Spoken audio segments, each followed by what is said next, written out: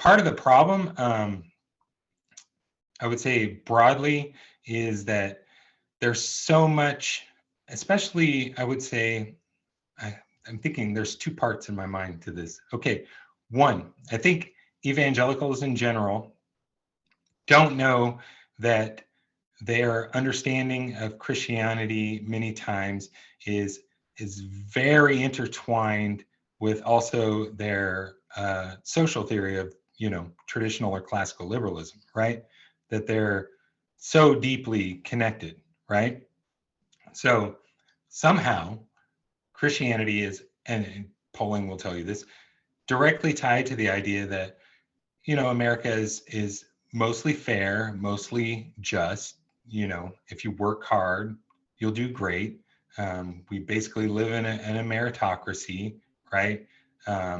Racism is just prejudice, and it happens anytime that you notice color or make a decision based upon color or legislate based upon color. That's what racism actually is, right?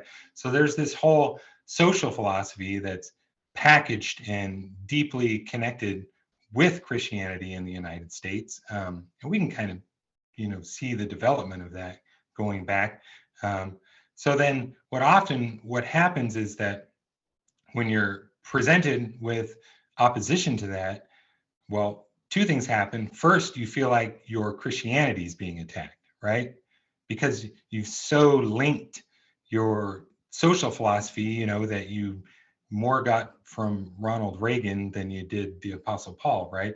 They're so closely connected that you think the ethics of one is the ethics of the other. They're one and the same. So any type of anti-racism, which therefore sort of questions the meritocracy or the basic liberal assumptions, then sounds like an attack on the Christian project itself, right? So you feel like, oh, you're questioning my faith, you're attacking my religion. So there's that response.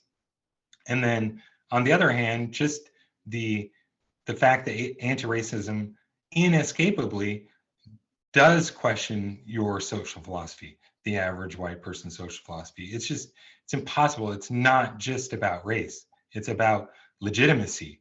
Am I where I'm at legitimately, right? I mean, that's something that comes to mind. That the progress that I've had, I did it myself. I earned it, right? Nobody gave it to me. Like there's just a whole deeply personal way of seeing the world that doesn't seem like it has anything to do with Black people and white people, that is called into question when you have to directly face our history and our social structures, right? So I think in so many cases, there's that reaction that you're not just talking to me about race, you're trying to blow up like the way I see the world, the things I'm most settled on, the things that like legitimize my own existence in some cases, right? So it strikes like very, very deep. And I would say that's probably the hardest part to dislodge, because even if you can, you get people to the point of like, okay, I can see that was racism, or I could see that was a racist case, right? But getting to the point where they're not just one-off actions by intentional bad actors in an otherwise fair and just system created by George Washington, that's like a whole other level, right? Yeah, definitely. Yeah, I don't know how to deal with. I mean, you're basically describing brainwashing. Like generations long brainwashing is I felt like. like I was brainwashed, and I think that's what happens with a lot of people who do, start to learn things. Sometimes it is just facts in history that you're, and then there's a lot of debate within evangelicalism right now, because you have the defenders of the old guard who are like very like concerned about this, the movement of deconstruction. I don't know that they even know exactly what deconstruction means, but the deconstruction process for most people is you have a recalcitrant facts. You learn things that like, okay, wait a minute, they lied to me, right? I mean, it almost always starts that way. they all lied to me. They've been lying to me. And then that breaches trust, right? And then you start to pick through and see, okay, some people say they lied to me about everything. I'm out of here, right? So the people who are against deconstruction or angry about deconstruction, trying to defend the old guard, are in many ways the people who were lying all along and defending the lies, and are what causes people to, when they just can't ignore something anymore, then they're mad, right? When they know they've been lied to, right? And they're like, I'm out of here. But in other cases, it just makes you, step back and reevaluate from the beginning. Like, okay, I'm a Christian, or, wherever your beginning point is of that process. But is this like in the Bible? Is this like, if I went to a church on the other side of the globe right now, would they be saying those things to me? If I went to a church 300 years ago, would they be saying those? How much of this is temporally tied to our own social conditions, and how much is what the faith is supposed to have been, right? That's what so many people are going through, and it's almost always sparked, like you say, some sort set of facts that don't fit where you've been lied to, right? You've been brainwashed. I mean, that's how I felt. Like, yeah, I don't think it's an overstatement at all. Yeah. I mean, because it's not, we know it was intentional, right? We know it was for a purpose. Maybe, I don't know if this consequence that we're seeing presently that you're describing today is exactly what was intended or not. But I actually wouldn't be surprised if it was, to be honest, if someone actually thought about it. That's the level of kind of, I don't know, debasement, evil that people were working with. They were openly and willingly trying to manipulate people's thoughts. I remember reading about slaves being allowed to go to church and learn about Christianity and all the different things that they would tell the slaves.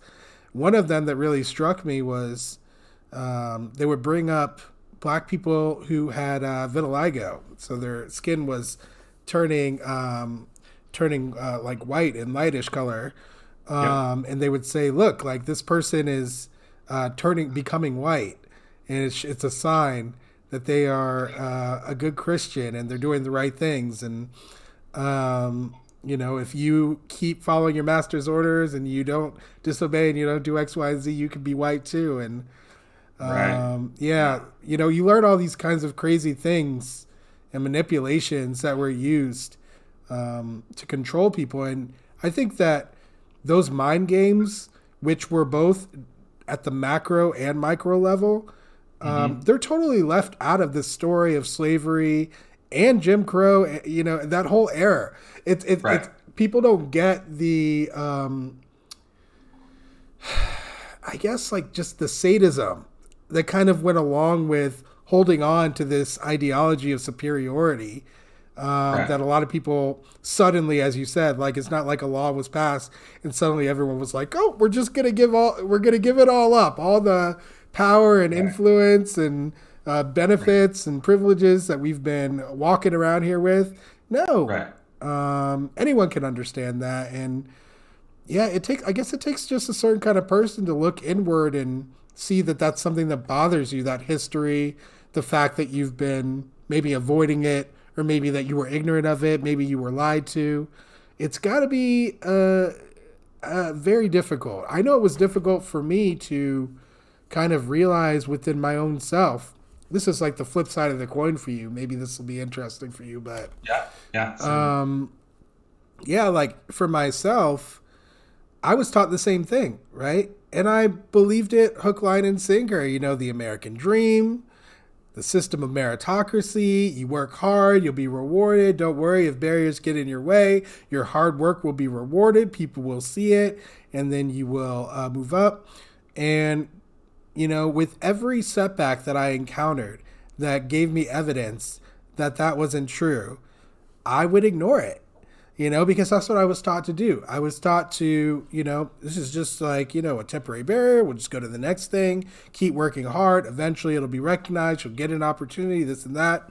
And I kept creating opportunities for myself and continuing to run into racism, continuing to run into classism, and these huge systems that suddenly became so easy to recognize at these critical points in my life that kind of determined and dictated which direction my life would go into.